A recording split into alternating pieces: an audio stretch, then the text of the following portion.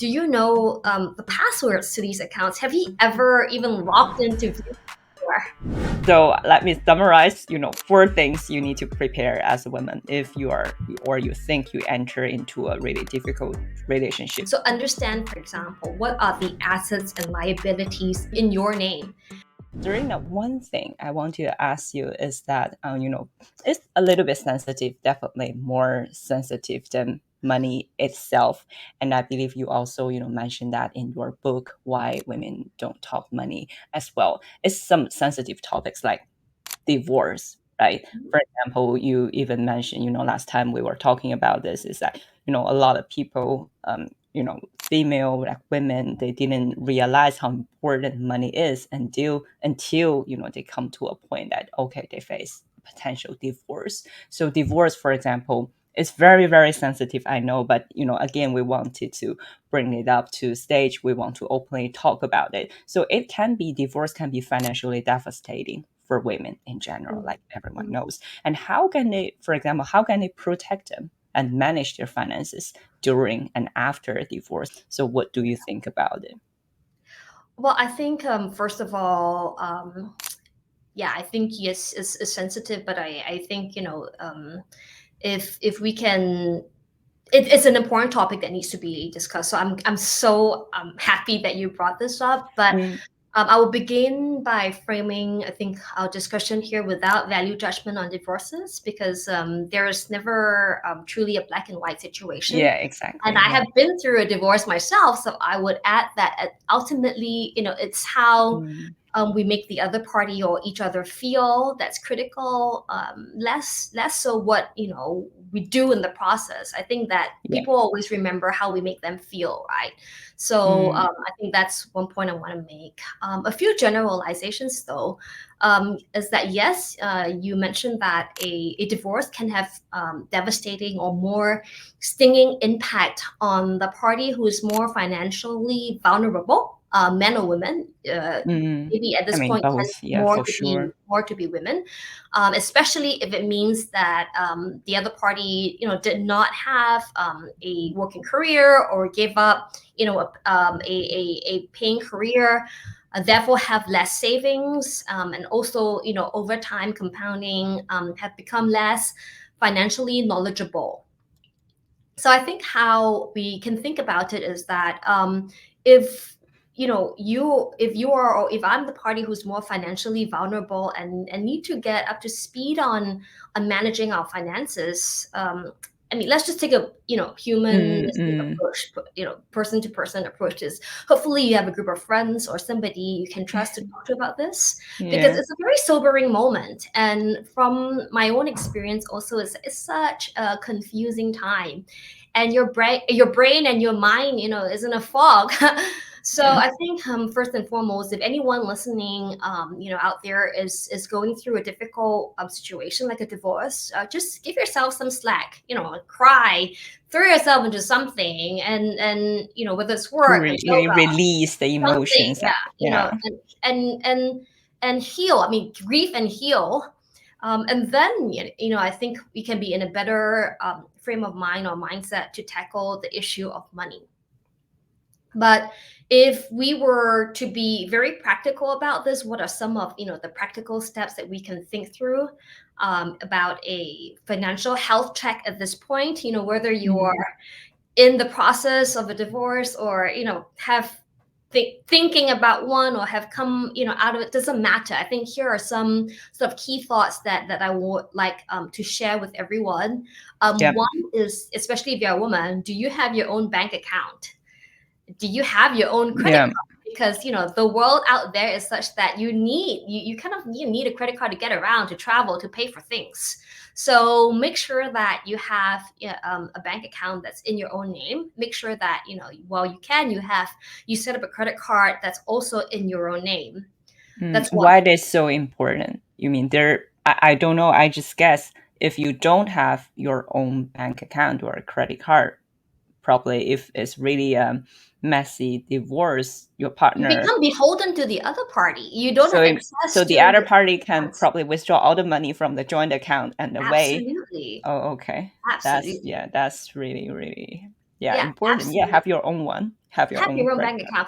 account. Good days, bad days, have your own bank account. Have your own credit card. I think that's a very basic starting point for financial health. Okay, number one, Number your one, own and I bank think account. number two, Number two.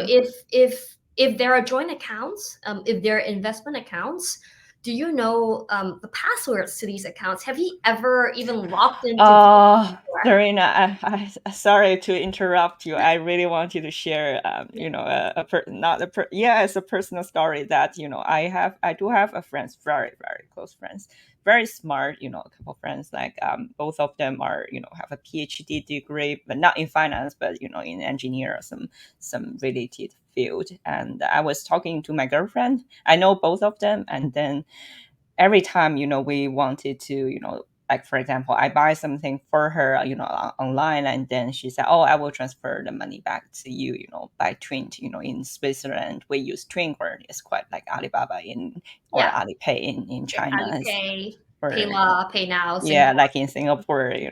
And then one time I bought her something online. I forgot what it is. And then in the end, she said, oh, I don't know the password. Okay, I'll transfer the money back to you after home, because, like, yeah, I don't know. I forgot. I can only, if within $5 or 100, I can transfer you directly without entering a password. But now I need to ask my husband. And then I said, what the hell? You don't know your joint account password? I mean, they are a cute couple. We're still friends. I mean, they are still very in love, I believe, Mhm. also. But, this kind of thing is really kind of like a red flag. It shocked me. Oh, you don't have your own bank account?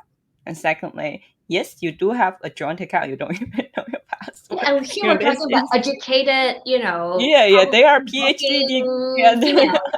exactly. Yeah. Sorry to interrupt you, Serena. I No, just it's wanted to it's so share that. important. It's so important. Yeah, so important. So the point we're on is that for joint accounts, investment accounts especially, like, do you have the passwords? And if you can have the password, but please log in, to take a look at it. And also, what is the agreement? When there's a joint account or when there's a joint investment account, that you pool resources together. Maybe it's in one person's name, maybe it's in joint name. These are all things you need to know. What is the process? Like, when you make a decision, when someone decides to buy or sell, does the other person need to be consulted about it? And if there's a withdrawal, The does the joint other person agreement. know? Yeah, It's so very important, true. right? Yeah. Because you think that is there, it may be there, it may have grown and become multiple folds, or it may not be there. So let's not be foolish, about this. Be practical about it. That's what I'm saying. Yeah, that's very, Yeah. very true. And I think, one more thing, especially in a difficult relationship situation, is, take as much as we spend times of taking care of family, everyone else, take time, and also take time also to take care of your own finances. So understand, for example, what are the assets and liabilities in your name, because it could, just for example, just for instance, maybe there was an asset that was bought in your name. You think, oh wow, that's a good thing, but it could also have been that there's a certain liability or loan on it, right? Whether it's a mortgage or a car loan, Yeah, or yeah. these are financial instruments whereby the recourse is to the person who's put the name to it, right? So if you're no longer in a relationship, but you have the mortgage or you have the loan, you become fully responsible for it. So again, take responsibility up for ourselves. The power is with us, and we absolutely have to know it. And the other thing I want to just highlight and have encourage the conversation on, for example, is on insurance policies, because very often that's used as a tool, as a contingency planning tool. If something happens to the other person, if something happens to one person, in a household, the insurance policy is meant to be a way to ensure that the other person, can have, well, first of all, that short-term assets to manage the day-to-day, but then two, also have to have the longer-term resources in order to maintain or have a certain quality of life that's hopefully not too different, from before. So, So the again, insurance currently you're talking about is more on the life insurance life side of thing, insurance. or so It who could be are a life the insurance. It could be, for example, annuities, whereby it's, you kind of force save for, 10, 15, 20 years, and then you get a pool of money at the end of it.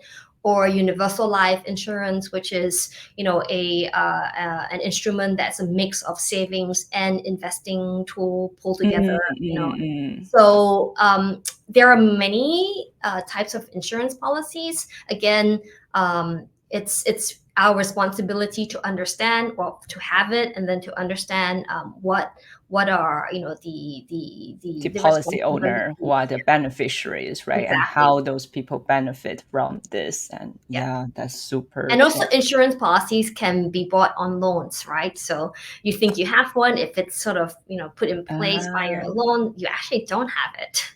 Yeah, that's really something that I didn't think about before as well, especially for those, I would say some rich family, right? They buy it on, they The have a large, collateral. the Yeah, larger insurance.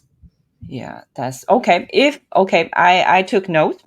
So let me summarize, 4 things you need to prepare as a woman if you are, or you think you enter into a really difficult relationship. First of all, you really need to have your own account, your own bank account. You have your own money. Secondly, if you have a joint account, know the password and know the log, and please log in, right? Make sure you can really get full access to it. The third thing is know your liabilities as well. For example, if you have a 3 million house or 300K, whatever, it's not, yes, it's owned by you together and your husband potentially, yes, but you also own, have that liability together. It's also part of your, your thing. Fourthly, insurance. And you need to know who's the policy owner and how does it work, how does the people, the beneficiary, benefit from the policy. Yeah, superb, Serena. That's really something that's a lot of people, especially women, ignored, especially during some difficult period of time. Is there anything that I missed, or is there anything to add No, before? I think you summarized it well.